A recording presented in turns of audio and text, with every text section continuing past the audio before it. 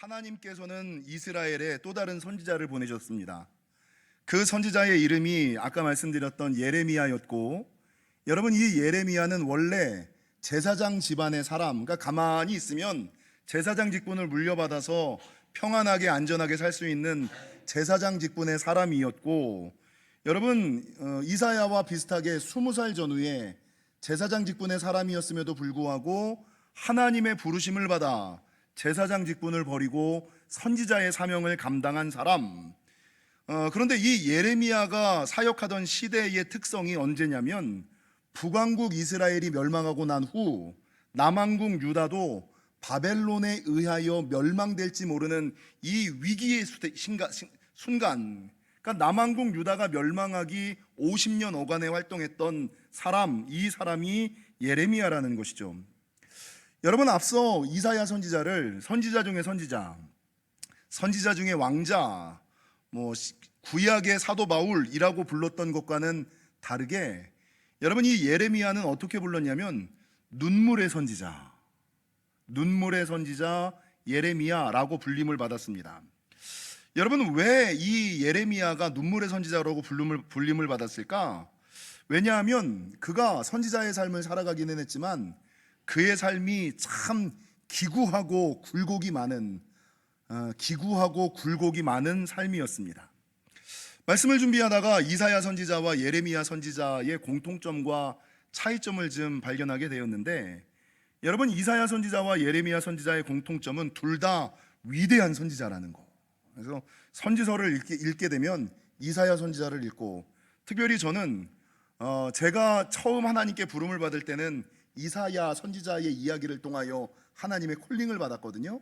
근데 신앙이 깊어지고 나니까 어느 성경을 더 많이 묵상하게 되느냐, 예레미야서를 되게 많이 묵상하게 돼요. 그래서 이 예레미야서에는 영적인 보고와 비밀이 담겨 있는, 그래서 가정에서 코로나 주간에 특별하게 할 거 없는 분들은 드라마 정주행하지 마시고 성경 좀 읽으실 때 이 예레미야 같은 거, 예레미야 속에서 남자들이 꼭 읽어야지 되는, 남자들이 세상에서 어떻게 성공할 수 있는가, 위기의 시대에 어떻게 위기를 이겨낼 수 있는가, 하나님이 어떤 사람을 지키시는가, 하나님께서 어떤 눈으로 세상을 바라보시는가, 이것들을 모두 담고 있는 것이 예레미야서. 예레미야서는 여러분, 제가 읽으면 읽을수록 와, 이런 비밀이 있었어, 이런 은혜가 있었어, 이런 축복이 있었어, 읽으면 읽을수록 발견할 수 있는 영적인 비밀과 보화가 많은 것이 예레미야. 그래서 여러분, 선지자를 이야기할 때는 이사야와 예레미야, 여러분, 둘 다 위대한 선지자입니다. 비슷하게 둘 다 20살 전후에 부름을 받았죠. 근데 20살 전후에 부름을 받을 때, 여러분, 이사야 선지자는 자기가 왕의 조카, 귀족이라는 신분을 버리고 끈떨어진 인생과 같이 귀족의 신분을 버리고 선지자의 사명을 감당했잖아요. 여러분, 예레미야도 제사장 신분이었거든요. 제사장 가문이었거든요. 가만히 그냥 주어지는 직분, 주어진 자리에서 제사장 직분을 편하게 하던 대로 감당해도 됐지만, 그 옛날 하나님께서 아브라함을 불러 민족의 인류의 구원자로 삼으신 것처럼 여러분, 그 제사장 자리에서 불러 그를 선지자로 삼으셨다라는 것이죠. 여러분, 이사야와 예레미야의 또 다른 공통점, 하나님께서 이사야를 부르실 때, 하나님께서 예레미야를 부르실 때 그들은 하나님이 쓰시기에 적합한 사람들이 아니었다라는 것이죠. 여러분, 이사야는 어떤 연약함이 있었습니까? 하나님, 나는 입술이 부정한 사람입니다. 오늘 본문의 예레미야는 어떤 연약함이 있습니까? 하나님, 나는 어린아이라 말할 수 없고, 나는 아이라, 나는 약한 자라, 나는 아는 게 없습니다. 나는 가진 게 없습니다. 나는 갖춘 게 없습니다. 이사야도 마찬가지고 예레미야도 마찬가지고 하나님이 쓰시기에 적합하지 않다, 하나님께서 쓰시기에 적절하지 않다라는 공통점을 가지고 있었다는 거죠. 그러나 그럼에도 불구하고 자신의 연약함과 여러분, 하나님이 쓰시기에 합당하지 않을 것이다라는 생각을 가졌지만, 하나님께서 부르실 때 이 둘은 온전히 순종하였고, 부족해도 모자라도, 옆 사람이랑 인사할까요? 부족해도 모자라도 순종합시다. 여러분, 부족하고 모자라도 순종하였더니 하나님께서는 이 입술이 부정한 이사야에게 숯불 제단을 갖다 댐으로 정화시켜 사용하셨고, 여러분 오늘 본문의 예레미야는 어떻게 사용하셨어요? 하나님의 손이 예레미야 입에 손을 대요 하나님의 권능이 입혀져서 여러분 예레미야가 위대한 하나님의 사람으로 사용되었다는 겁니다. 그래서 여러분 이사야와 예레미야는 공통점이 참 많은 선지자예요. 근데 반대로 이사야와 예레미야 사이에 차이점이 한 가지가 있어요.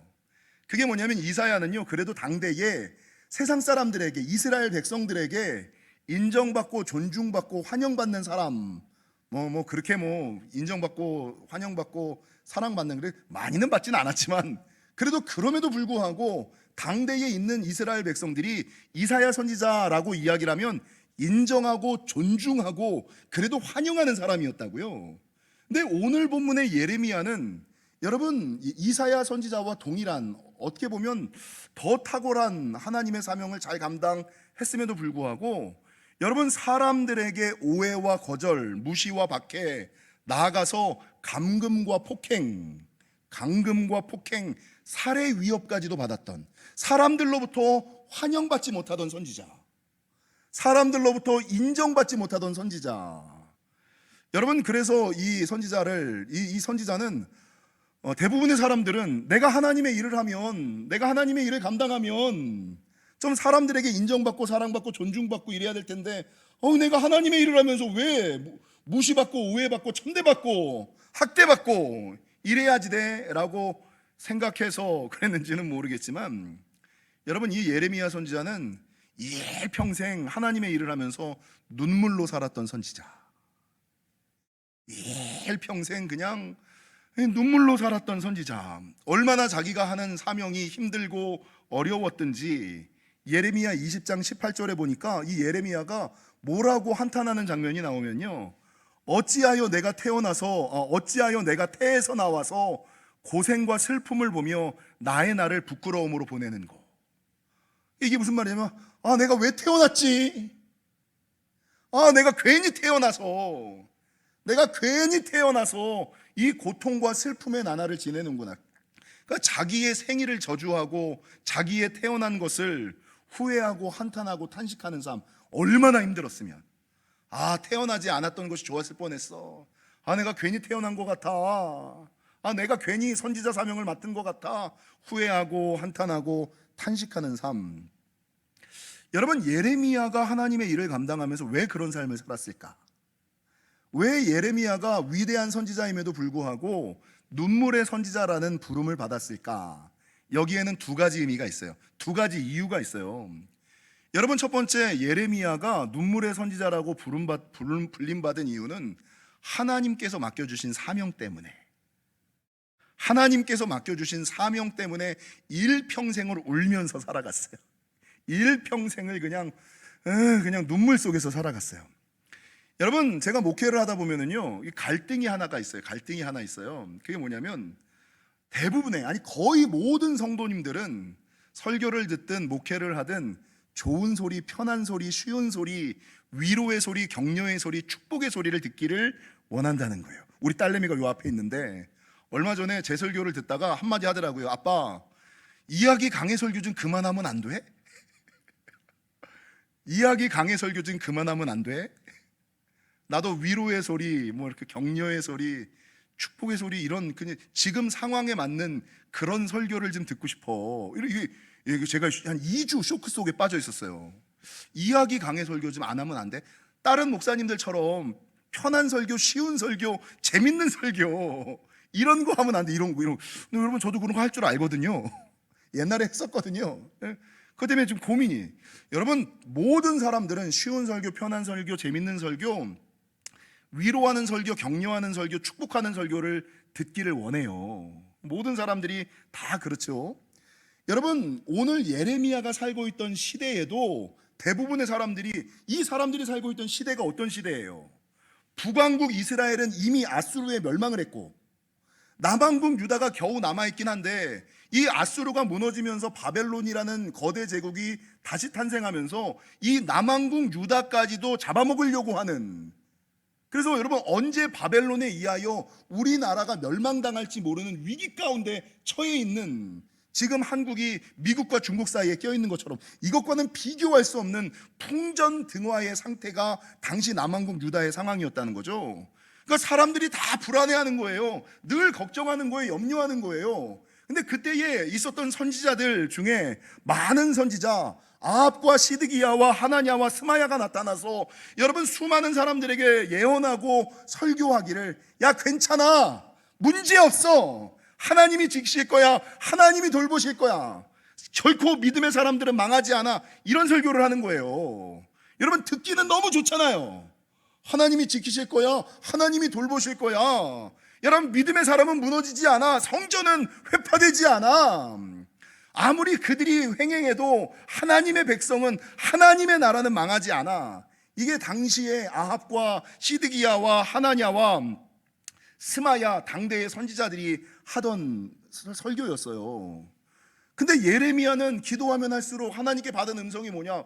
아닌데, 지금 이 시대는 그냥 평안한 시대와 같이 평안하고 안전하고 하나님이 지키시고 돌보시는 시대가 아닌데, 이 시대의 이스라엘 백성들은 하나님을 떠났기 때문에, 하나님의 음성을 듣지 않고 하나님의 음성을 듣지 않기 때문에, 하나님 앞에서 예배하지 않기 때문에, 이 시대에는 그대로 믿으면, 살던 대로 살고 믿던 대로 믿으면 하나님이 더 이상 지키시지 않는 시대인데, 더 이상 하나님이 돌보시지 않는 시대인데, 이때는 하나님의 말씀을 듣고 돌이키지 않으면 나라가 멸망하고 생명이 죽임을 당하는 시대인데, 내가 들은 하나님의 음성이 그들이 들은 하나님의 음성과 다른 거예요. 근데 아무리 기도해도 하나님께서 뭐라 그러시냐면, 야 네가 들은 음성이 맞아, 그거 전해, 두려워하지 마, 선포해. 그래갖고 이스라엘에 가가지고 하나님께 들은 소리, 지금 이 시대는 평안의 시대가 아닙니다. 우리가 다시금 하나님의 음성을 듣고 하나님께 돌이켜야 됩니다. 하나님께 돌이키지 않으면, 하나님께 돌아오지 않으면 이 나라는 망합니다. 우리는 죽습니다. 사람들이 듣기 싫은 설교를 하는 거예요. 여러분 사람들이 누구를 좋아할까요?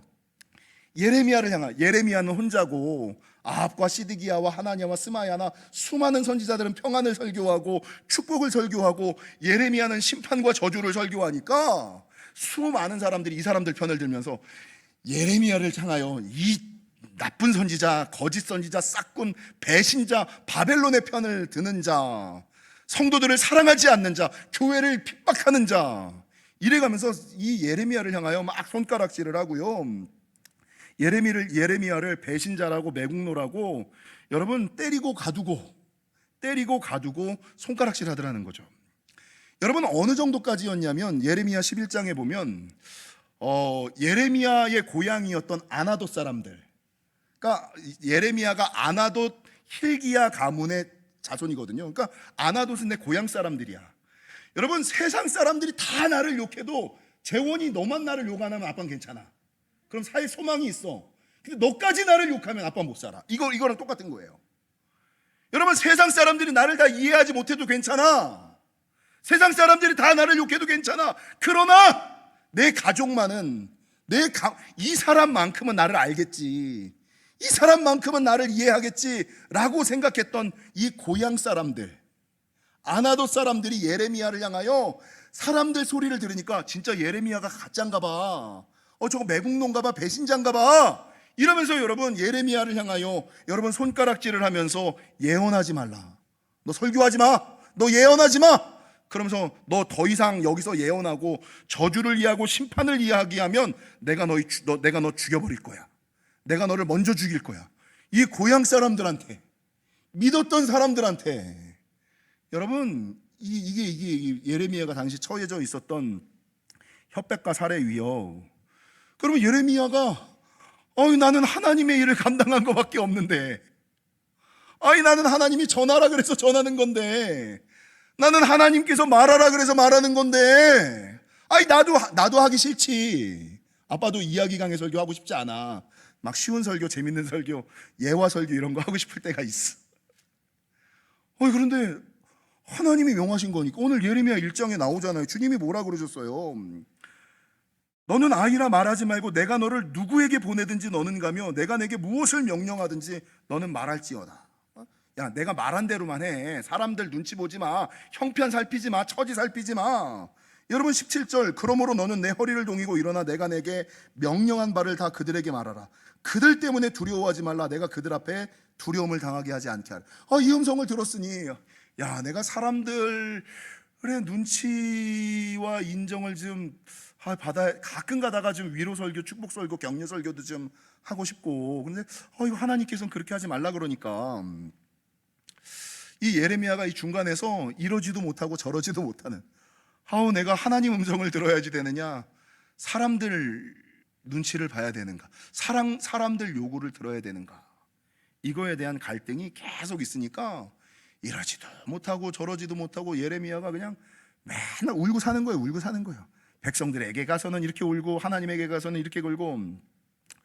여러분, 이 예레미야가 자기의 태어난 것을 후회한 것처럼 이 예레미야에게 들었던 감정은 무엇이냐?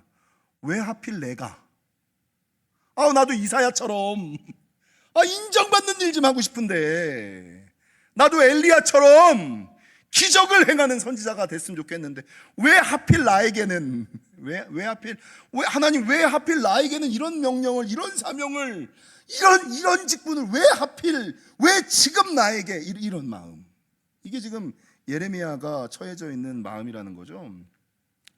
그래서 여러분, 이 예레미야는 그것 때문에 하나님의 자기의 뜻과 자기의 생각과 자기의 형편과는 다르지만, 하나님의 명령 때문에 사람들로부터 오해받고 무시받고 핍박받고 박해받고, 여러분 살해 협박까지 받아야 되는 그 상황 가운데 있으면서, 그럼에도 불구하고 하나님이 맡겨주신 사명이 있으니까 울면서 하는 거예요. 울면서 막 울면서 해야 되나 말아야 되나, 그래도 해야지. 그래서 여러분 눈물의 선지자예요.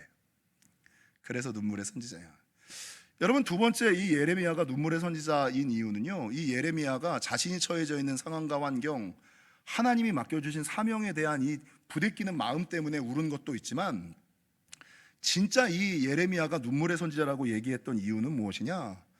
사람들에 대한 안타까움과 하나님의 마음을 알았기 때문이에요. 이게 더 중요해요.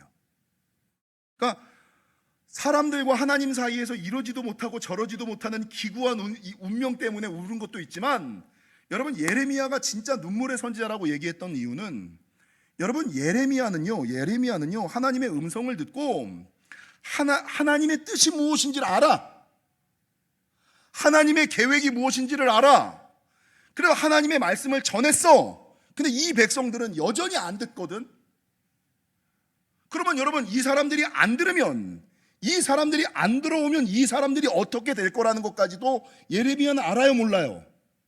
알죠. 이 사람들이 그렇게 얘기하는데도 불구하고 안 듣고 안 들어온다는 거, 안 듣고 안 들어온다면 하나님께서 그 나라를 멸망시키시고 그 생명을 취하신다라는 것, 하나님의 영을 빼앗으신다는 것까지도 예레미야는 알아요. 그러니까 이 안 듣는 이스라엘 백성들을 향하여, 이 귀를 닫은 이스라엘 백성들을 향하여 들어야 돼요. 안 들으면 큰일 나. 너 이게 그냥 이 시간 웃고 넘어갈 문제가 아니야. 안 들으면, 안 돌아오면, 너는 네가 그냥 안 듣고 안 돌아오면 어떻게 될지 모르지. 나는 알아. 여러분, 이 백성들을 보면서 안 듣는 이스라엘 백성들, 안 돌아오는 이스라엘 백성들을 향한 이 안타까운 마음 때문에, 이 안타까움이 너무나 북에 받쳐서 우는 거예요. 여러분, 더 나아가서, 여러분, 그렇게 외쳐도 듣지 않는 이스라엘 백성들을 향한 안타까움과, 그럼에도 불구하고 우리 하나님이, 여러분, 세상 사람들 같은 경우는 그렇게 외치면, 안 들으면 야 말아 이래버릴 거 아니에요. 근데 우리 하나님은 어때요? 그 정도 하나님은 하실 만큼 다 하셨어요. 이제 안 하셔도 돼요. 이게 아니라 우리 하나님은 참 줏대가 없으셔. 아니, 그렇게 말을 했는데도 듣지 않는 이스라엘 백성들을 향하여 끝까지 바지끄댕이를 붙잡으면서 그래도 믿어야 돼. 야, 그래도 들어야지 돼. 그래도 고쳐야지 돼. 이게 뭐 비굴하다시피 싶을 정도로 백성들을 향하여 마지막까지 콜링하고 있는 하나님 아버지의 사랑의 마음, 아버지의 마음. 그러니까요, 이 예레미야는요, 듣지 않는 백성들, 듣지 않음으로 말미암아 멸망으로 치닫는 이스라엘 백성들을 바라보며 안타까운 마음과, 그 듣지 않는 백성들을 향하여 끝까지 비굴한 모습을 보이시며 사랑을 이야기하시는 하나님 아버지의 마음이 두 마음이 여기 있으니까 중간에서 안 울래야 안 울 수가 없는 거야. 참, 백성들을 바라보면 백성들이 안타깝고 하나님을 바라보면 하나님이 안타깝고 이러지도 못하고 저러지도 못하고. 여러분, 그러니까 이 예레미야가 어떻게 울는지, 얼마나 우는지 예레미야 9장 1절과 예레미야 애가에 보면 뭐라고 증거하느냐, 머리가 물이 되고 너무 울어가지고 이 머리가 이 땀에 다 젖는 거예요. 너무 울어서 머리가 물이 되고 눈이 눈물 근원이 들죠. 여기서 눈이 눈물 근원이 돼서 눈물이 줄줄줄줄줄줄줄로 내려오는데, 예레미야 애가에 보니까 쉴 새 없이 밤낮으로 쉬지 않고 눈물이 강처럼 흘렀다. 쉴 새 없이 밤낮으로 쉬지 않고 눈물이 강물처럼 흘렀다. 그러니까 이 예레미야는 백성들을 바라봐도 안타깝고 하나님을 바라봐도 그러니까 이게 이 하나님의 마음이 부어진 예레미야가 일평생 울지 않고는 살아갈 수 없는 그런 사람. 여러분, 예레미야서를 꼭 읽어보세요. 이 예레미야서의 영적인 비밀을 발견하시면 이 위기의 시대 능히, 오늘 예레미야 1장 그 견고한 성읍, 쇠기둥, 노성벽, 이게 물가에 심겨진 나무의 은혜, 물된, 이게 다 예레미야서에서 나오는 거예요. 이게 다 예레미야. 어떤 사람을 하나님께서 지키시고 위기의 순간에 지키시고 돌보시는지가 다 예레미야서에서 나옵니다. 여러분이 예레미야의 인생을 통하여 우리가 기억해야지 되는 것이 두 가지가 있는데, 첫 번째는 좋든 싫든 하나님 편에 서라. 그 두 번째는요, 하나님 아버지의 마음으로 기도하라. 그러니까 직분을 맡았을 때, 사명을 맡았을 때 내 뜻과 내 생각으로 하는 것이 아니라 하나님 아버지의 마음으로. 이게 이 두 가지. 예레미야 인생을 통하여 좋든 싫든 하나님 편에 서라. 무조건이지. 좋든 싫든 무조건 하나님 편에 서는 신앙이 되라. 이거랑 여러분, 하나님의 마음으로 기도하는 것이 사명이다. 그래서 여러분, 교회 안에서 가장 탁월한 사역자가 뭐예요? 기도 사역자예요. 우리 영지교회가 유지되고 부흥의 가장 큰 축, 처리하면서 기도하셨던 권사님, 밤마다 기도하는 중보기도팀, 이분들 때문에 우리 영지교회가 여러분 유지되는 거예요.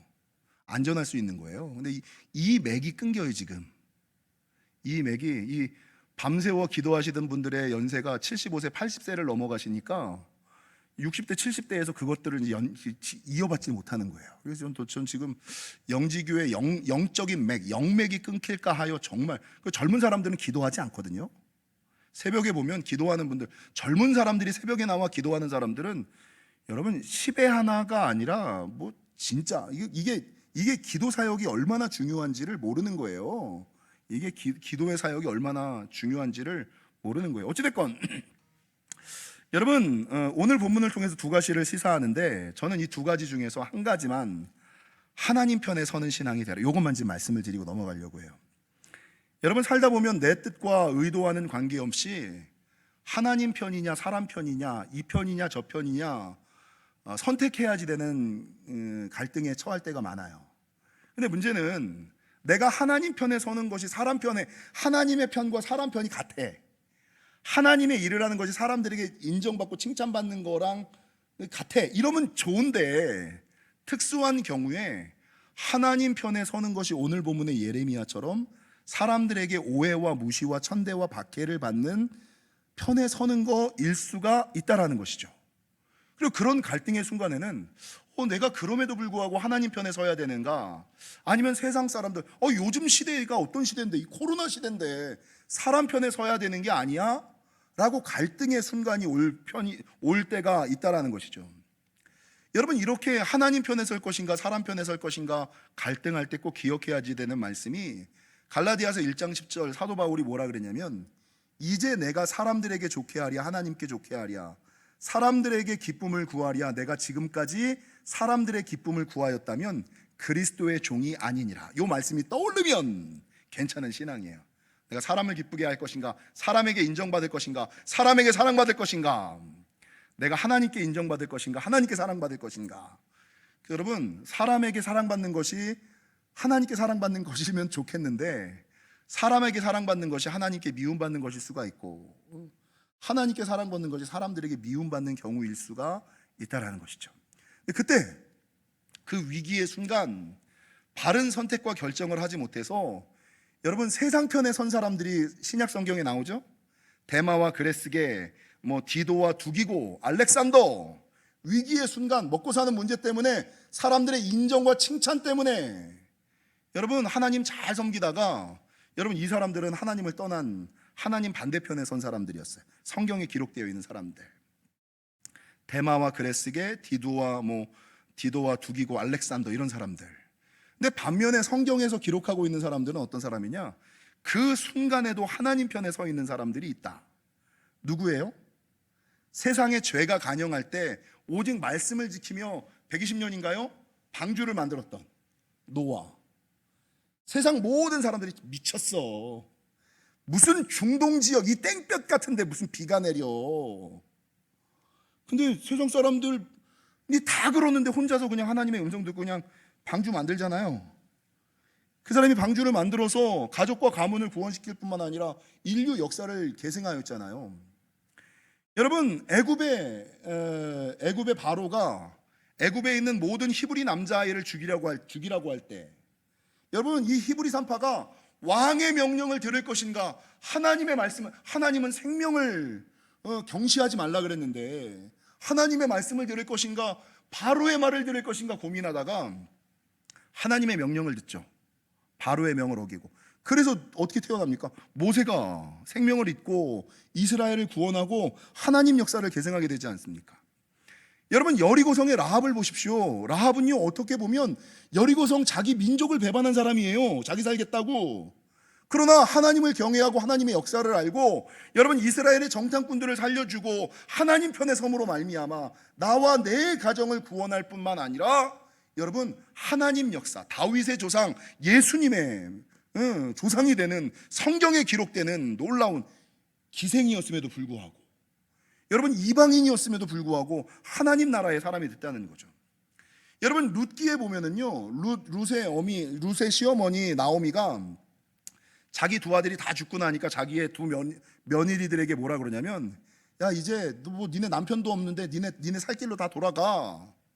그럴 때 그 얘기를 듣고 오르반은 그냥 자기 길을 찾아갔잖아요. 근데 둘째였던 이 룻은 뭐라고 증거해요? 룻이 어머니 나오미에게 뭐라 그러냐면, 어머니의 백성이 나의 백성이 되고 어머니의 하나님이 나의 하나님이 되시리니, 이러고 하나님 편에 쓰잖아요. 그래서 이방인임에도 불구하고 구원 민족이, 여러분 다윗의 조상이 예수님의 할머니가 되는 놀라운 역사가 있지 않습니까? 여러분 오늘 이 예레미야처럼 내가 하나님 편에 설 것인가 사람 편에 설 것인가의 고민 상황이 좀 있을 때가 출애굽기 32장에 보면 나와요. 그 고민을 한 사람이 아론과 모세였어요. 모세가 시내산에 십계명을 받으러 올라간 사이에 이 이스라엘 백성들이 지도자가 눈에 보이지 않는다는 이유로 우리가 하나님을 더 잘 섬기기 위하여 하나님의 형상을 좀 보여줘라라고 아론에게 청을 해요. 그러니까 아론이 그 민중들, 그 백성들의 청에 못 이겨, 여론에 못 이겨가지고 여론을 못 이겨서 금을 던져서 금송아지를 만들죠. 뭐라 그래요? 이게 너희가 찾는 우리 여호와 하나님이다 이러잖아요. 이게 이 아론은 위기의 순간에 하나님 편에 쓴 것이 아니라 사람 편에 쓴 사람이 아론. 그래서 아론이 크게 잘 안 된 거예요. 근데 시내산에서 내려온 모세가 그 모습을 딱 보면서 어떻게 했어요? 십계명 두 돌판을 깨고 고함을 지르면서, 여러분 뭐라고 얘기를 하냐면, 이 모세가 이때 이스라엘 백성들에게 누구든지 여호와 편에 있는 자들은 내게로 나오라. 그러니까 모든 사람들이 금송아지를 만들고, 야 이 금송아지가 하나님이야, 우리는 하나님을 섬긴 거야 라고 다수와 대중의 흐름 속으로 갈 때, 여호수아 혼자 딱 서가지고 이스라엘 백성들에게 그 모습을 보면서, 야 너희 중에 여호와 편에 서 있는 자는 나한테 붙어. 아무도 안 붙죠. 이 사람들은 많고 이 사람은, 모세는 혼자인데, 여호와 편에 서 있는 자들은 내게로 나오라. 근데 그때 유일하게 혈연을 깨고 나온 민족이 누구예요? 지파가 누구예요? 레위 지파. 레위 지파만이 혈연을 이기고 지연을 이기고 학연을 이기고, 여러분 모세의 편에 서요. 그래서 여러분 레위 지파가 어떤 지파가 돼요?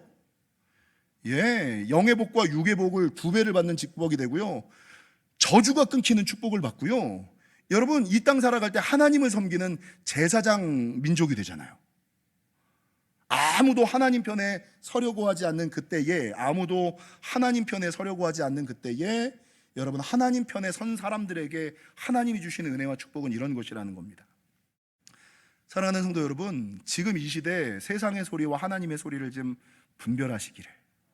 하나님을 섬기는 것이 사람들로부터 오해와 무시와 손가락질을 받는 것일 순 있지만, 그것들 때문에 슬그머니 하나님을 떠나 세상 편에, 사람 편에 서는 여러분 디도와 그레스기 같은 사람이 아니라, 여러분 이 위기의 시대에 오히려 하나님 편에 굳건히 서서,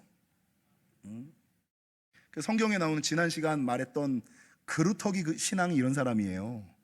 흰 옷을 입은 사람들이 이런 사람들이고요, 바알에게 무릎 꿇지 않은 7천 명이 이런 사람이고요, 렘넌트가 이런 사람들이에요.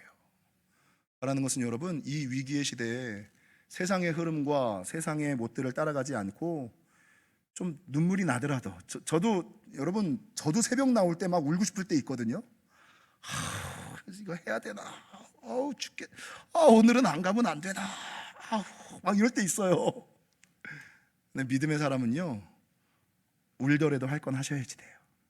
그게 하나님 편에 선 사람임을 기억하시고, 하나님 편에 서서 레위 지파의 축복을, 예레미야의 은혜를, 그래서 예레미야에 나오는 게 다 물가에 심겨진, 이게 다 그런 사람들에게 주신 축복이에요. 그런 저와 여러분 되시기를 주님의 이름으로 간절히 축원합니다.